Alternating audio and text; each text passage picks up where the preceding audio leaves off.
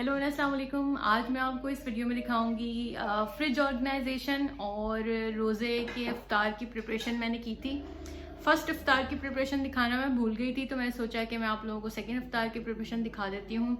तो I hope you will like this video.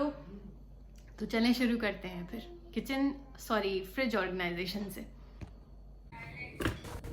तो सबसे पहले मैं आपको अपने फ़्रिज की कंडीशन दिखा दूं, और प्लीज़ डोंट जज मी। ये फ़्रिज काफ़ी कुछ खाली करने के बाद इस तरह नज़र आ रहा है, और क्योंकि बर्थडे का केक अब तक ख़त्म नहीं हुआ है तो वो भी इसी तरह रखा हुआ है, और रमज़ान शुरू हो गए थे तो डेफ़िनेटली। तो ये है फ्रीज़र का सेक्शन, जो ऊपर का सेक्शन होता है फ़्रिज के। अब ये हम खाली कर लेंगे फ़्रिज को, पहले नॉर्मली बिल्कुल ख़ाली कर लेंगे। अब बाहर निकालते निकालते हम ये भी डिसाइड कर लेंगे कि कौन सी चीज़ रखनी है अब वापस, और कौन सी चीज़ अब वापस नहीं रखनी है, या किस चीज़ को किस तरह से मैनेज और तरतीब दे के रखना है।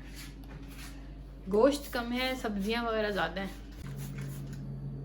साथ साथ मैं ये बता दूं, जो लोग भी मुझसे ये कहते हैं कि आपके हस्बैंड बहुत अच्छे हैं, बहुत सपोर्टिव हैं और बहुत हेल्प करते हैं आपकी, तो बिल्कुल सच कहते हैं। अल्हम्दुलिल्लाह मैंने बहुत दफ़ा बोला है कि I am very blessed to have Shariq, माशाल्लाह से। लेकिन अगर वो पाकिस्तान से ये कमेंट करें तो मैं उनको ये बात बता दूं कि यहाँ की लाइफ बहुत मुख्तलिफ है, और यहाँ पे बहुत सारे लोग अपने काम करना सीख जाते हैं, स्पेशली जो लड़के होते हैं। स्टूडेंट से पूछ लीजिए आप, किसी भी जो अकेला रह रहा हो पाकिस्तान से आके यहाँ पर, या कहीं भी और यूके में या कहीं भी और पढ़ने के लिए गया हुआ हो पाकिस्तान से बाहर, वो आपको अच्छी तरह से बता देगा कि वो अपने सारे काम किस तरह से मैनेज करता है और सारे काम उसको ख़ुद करने पड़ते हैं या नहीं।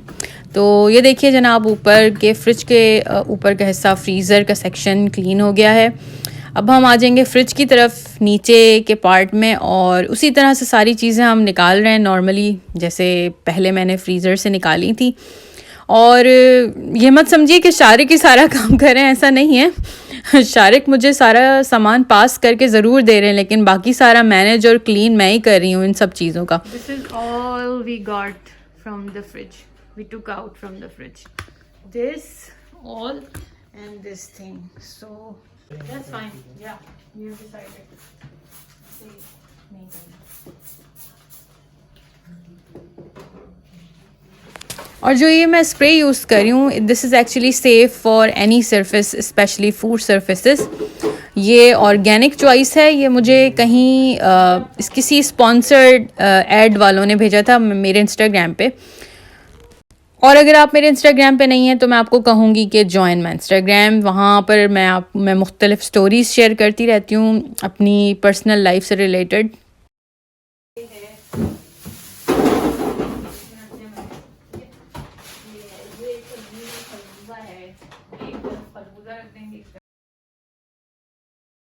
मैं और शारिक हमेशा ये कोशिश करते हैं कि जब तक फ्रिज का सारा सामान हम ख़त्म ना कर लें तो नई ग्रॉसरीज़ ना लाएं।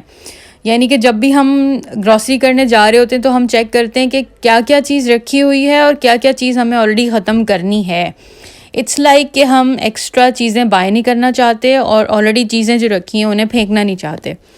तो this is how we do actually. इसमें कोई तारीफ़ के लिए नहीं बता रही मैं आपको, मैं एक मशवरे के तौर पे बता रही हूँ कि ये एक अच्छा मशवरा है कि आप पहले फ्रिज चेक कर लें अच्छी तरह कि आपको क्या चाहिए क्या नहीं चाहिए, कोई चीज़ बिला ज़रूरत ना आए, ताकि वो ना फिके। आजकल के हालात बड़े टफ़ चल रहे हैं, क्वारंटीन का टाइम चल रहा था, तो आपको पता है फूड के कितने मसले हो रहे थे ग्रॉसरीज़ के लोगों को। रोशान की वजह से काफ़ी सारी दवाएं मैं अपने घर में रखती हूँ, स्पेशली इसेंशियल दवाएं, बुखार की, नज़ले खांसी की। इससे क्या होता है कि आपको पता रहता है कि घर में है, अगर खुदा ना खास्ता एमरजेंसी में आपको यूज़ करना पड़ जाए तो आप कर सकते हैं। तो अब बिल्कुल साफ़ हो गया है फ्रिज भी, और केक मैंने स्टोरेज बॉक्स में रख दिया है। New vegetables we can stock, here we have juices, some medicines, and then ginger garlic paste or some leftovers. We can just put them here. So it's done. It's done. Done. Deep cleaned. Woohoo! ये है snack box, और मैं कोशिश करती हूँ कि snacks हम इससे ज़्यादा नहीं लाएं कि इससे बाहर रखने पड़ें, तो इसको भी मैं साफ़ कर रही हूँ। ये एक टेक्निक है कम से कम स्नैक्स यूज़ करने की, जो हमने थोड़े अरसे पहले ही सीखी है। लेकिन हम कोशिश करते हैं कि इतने ही ज़्यादा स्नैक्स लाएं कि इसके अंदर फ़िट हो जाएं, इससे ज़्यादा ना लाएं। तो आजकल पॉपकॉर्न्स बड़े खाने में आ रहे थे क्वारंटीन की वजह से तो आप देख सकते हैं माइक्रोवेव पॉपकॉर्न्स रखे हैं काफ़ी सारे। तो इसको भी मैं क्लीन कर रही हूँ, और क्लीन करके जो फ्रिज का ऊपर का एरिया है जो अक्सर और बेशतर जनरल क्लीनिंग में रह जाता है, उसको भी मैं क्लीन करके और मैं वहाँ पर ये रखती हूँ जो स्नैक बॉक्स होता है। उसके बाद मैं फ्लोर पे मॉप लगा के और फिर इफ्तार की तैयारी करना शुरू करूँगी, जो मैंने कहा है कि मैं आपको इस वीडियो में दिखाऊँगी। तो सबसे पहले मैंने बनाई थी एग की पुडिंग, जो कि मैंने एक्चुअली इंस्टाग्राम की कोलैबोरेशन के लिए भी बनाई थी। इसमें मैंने 2 से 3 स्पून शुगर लेके पानी में डिज़ोल्व करके और इसको इस तरह से फ्राई पैन में डाल के और इसको कैरामलाइज्ड कर लूँगी। जब ये इस तरह से दिखने लगेगा, थोड़ा सा डार्क हो जाएगा, तो इसको एक बेकिंग बोल में निकाल लूँगी और फिर एक सेपरेट बोल में अलहदा एक दूसरे प्याले में 4 अंडे फेंट कर अच्छी तरह से उसके अंदर 2 चम्मच के चीनी के डाले हैं और 3 से 4 चम्मच दूध के डाले हैं, और फिर उसको छान कर इस तरह से रख दिया। और फिर उस प्याले को गरम गरम पानी में एक बेकिंग ट्रे में रख के और फिर ऊपर से कवर करके और ओवन में 20 मिनट्स के लिए बेक कर लिया। अब आप क्या कर सकते हैं, आप इसको प्याले में भी इसी तरह से बना सकते हैं। तो ये मैंने बनाई है एग पुडिंग। अगर आप ओवन इस्तेमाल नहीं करना चाहते हैं तो बहुत आराम से इसको स्टीम दे दें किसी भी आम से पॉट में, तो तब भी ये बन जाएगा एग पुडिंग।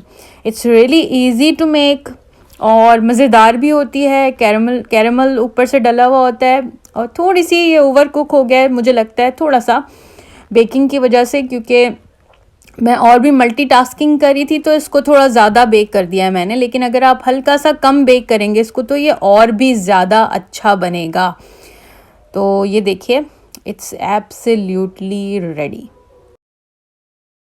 अब मैंने एक पैन लिया है और चिकन ली है, उसके अंदर उसमें मैं नमक डाल रही हूँ और फिर मैं उसके बाद डालूँगी काली मिर्च पिसी हुई। एक्चुअली मैं चिकन के समोसे बना रही हूँ तो काली मिर्च डाल दिया पिसी हुई। उसके बाद मैंने लाल मिर्च डाली है कुटी हुई, और फिर उसके बाद मैं इसको चढ़ा दूँगी पकने के लिए। और जो लेफ़्ट ओवर बर्तन थे जो भर गए हैं ड्यूरिंग द प्रोसेस पुडिंग बनाने में, और अब ये चिकन का जो काम किया, इससे पहले मैंने चिकन धोई भी थी तो वो सारे बर्तन मैं धो लूँगी। अब मैंने क्या किया है कि मेरे पास रखी थी फ्रीज़र में, इसको कहते हैं कोल्स्लॉ। इसके अंदर मैं नमक, काली मिर्च पिसी हुई डाल रही हूँ, थोड़ा सा तेल डाला, तेल के अंदर मैंने कोल्स्लॉ डाल दिया, फिर उसके बाद लाल मिर्च और काली मिर्च डाली पिसी हुई, और ये डाल रही हूँ लहसुन का जो पाउडर होता है वो, यानी कि गार्लिक पाउडर। और उसके बाद मैं डाल रही हूँ धनिया पिसा हुआ। सब मैं हस्बे ज़ायका डाल रही हूँ, आप भी ऐसे ही करें, हस्बे ज़ायका और हस्बे ज़रूरत डाल दें ये सारे मसाले। और ये कोल्स्लॉ यानी कि अब मैं डाल रही हूँ लाल मिर्च पिसी हुई। पहले मैं आपको इंग्रेडिएंट बता दूँ, असल में ये कोल्स्लॉ जो है ये बिल्कुल फाइनली कट मिलती है, हमारे जो सुपरमार्केट है कोल्स में आराम से मिल जाती है। तो मैं इसको ही लेकर इस्तेमाल कर लेती हूँ रमज़ान के दिनों में, वरना फिर मुझे बहुत सारी कैबेज लेके श्रेड करनी पड़ती है और गाजर भी। तो ये चिकन डन हो गई है जो समोसों में डालने के लिए इस्तेमाल किया। मैंने क्या किया है कि उसको पानी में उबाल के उसका पानी उसके अंदर ही खुश्क कर लिया। ये देखिए, पानी इसके अंदर ही मैंने खुश्क कर लिया, इसीलिए मैंने पानी कम डाला था। इसको मैंने थोड़ी सी देर ठंडा करने के लिए रख दिया, और फिर उसके बाद अब इसको मैं श्रेड कर लूँगी बिल्कुल जैसे भी मैं कर सकूँगी। अभी वैसे तो ये बहुत गर्म हो रही है, लेकिन इट्स फ़ाइन। मेरे ख़्याल में मुझे आसानी से, जब गर्म होती है चिकन तो आसानी से श्रेड हो जाती है, तो मैं फ़ौरन ही श्रेड कर रही हूँ इसे।